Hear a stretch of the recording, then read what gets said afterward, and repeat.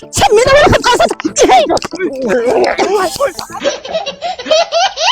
Mahallemizde bir hutum var, onun ismi Kunak. Gözümün sen Kunak.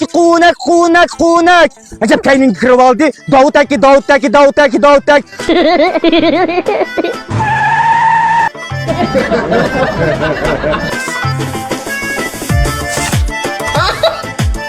Bu sıkma babkışı. Kulağımdan çıkarttı bu tel. Kulağımdan adımı demsem. Etizlik gibi. Öncesinde bir şey etmem. Bir kalkışta. Şap topak. Bak ders bir kısım var. İlaç vallahi lazım. Aşkın kadirlerci mi o? Aşkın bitkerse de. Lağmen. Unutamaklarını. Bir tane burtaldın. Etizlik yıkıldı anki. Aşıldı arkasında. Aşkın kadirlerci mi o? Mantıkan mı?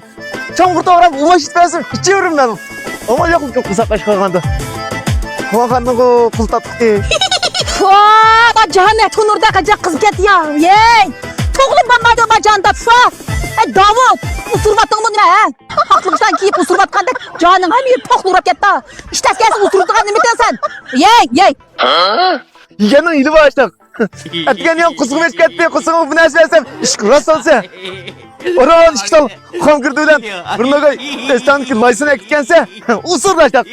Kam gir niye verse. Sana işte geldi Davut. Bir keyfiyat onu yiyecek, badığını çıkarıp usulü lığır oydak bir hiç bu yayın canını. Sınamış şaklığını demsem kulağın. Sen de kıyır topaklı adını da şivayete mi yiyecek? Vay bakalım ben kıyırmazak mı ki yaşın nocu biz. Oynar mısın?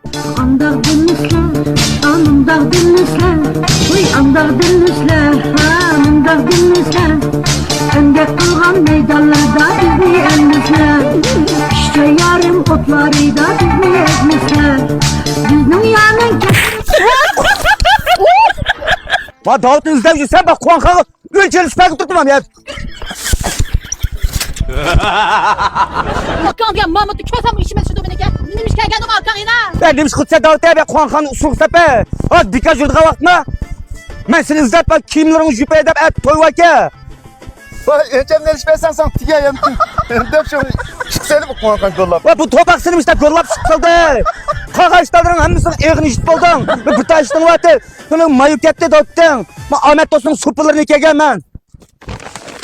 Kılama Ahmet Dost'un suplarını ködün mü?